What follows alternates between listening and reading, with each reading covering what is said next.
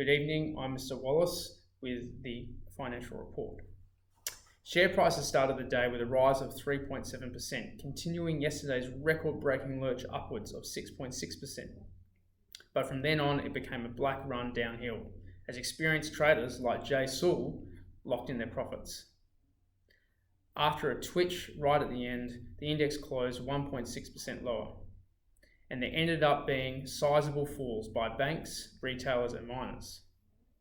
Two stocks that held their gains were debt collector Credit Corp and shopping centre Group, which the market think will benefit from the $130 billion JobKeeper package from the government.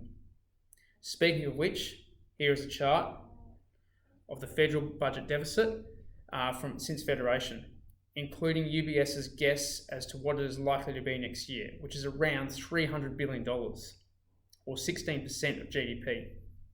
That's equivalent to what it was in the First World War, and a bit more than half of what it was in the Second World War. One thing that hasn't stopped rising is alcohol sales. Mr. Wallace has stocked up on his favourite scotch. Perhaps understandable, even though, according to the CBA credit card spending tracker, food sales have come off.